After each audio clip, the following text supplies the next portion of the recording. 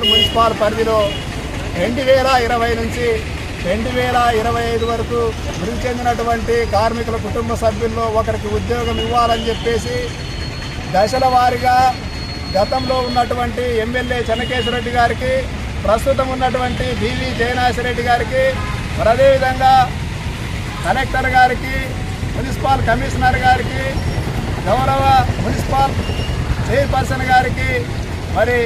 ఈ చనిపోయినటువంటి 13 మంది కార్మికుల కుటుంబ సభ్యుల్లో ఉద్యోగాలు ఇవ్వాలని చెప్పేసి దశల వారీగా ఏఐటీసీ ఐఎఫ్టీ ఆధ్వర్యంలో ఎన్నోసార్లు పలుమార్లు వినతి పత్రాలు ఇచ్చినా మరి ఈ ప్రభుత్వ అధికారులకు కానీ ప్రజాప్రతినిధులకు కానీ మృతి చెందిన కార్మికుల కుటుంబ సభ్యుల్లో ఒకరికి ఉద్యోగం ఇవ్వకపోవడమే ఈరోజు మరి 13 మంది మృతి చెందిన కార్మిక కుటుంబ సభ్యులు దీక్షల్లో పాల్గొనడం జరిగింది. ఇప్పటికైనా రాష్ట్ర ప్రభుత్వం అన్ని రాష్ట్రంలో ఉన్నటువంటి మున్సిపల్ పరిధిలో మరి హిందూపూర్ కానీ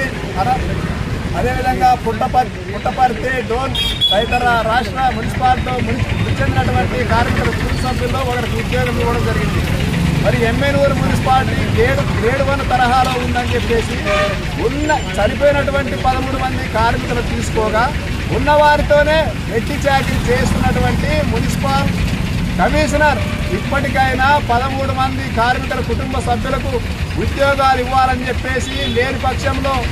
ఏఐటీసీ ఐఎఫ్టీ ఆధ్వర్యంలో వారికి ఉద్యోగాలు ఇచ్చేంత వరకు పెద్ద ఎత్తున ఆందోళన పోరాటం కొనసాగించి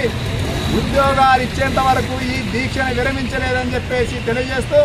నా పేరు తిమ్మగురుడు, ఏఐటీసీ తాలూకా కార్యదర్శి, ఎమ్మెగనూరు.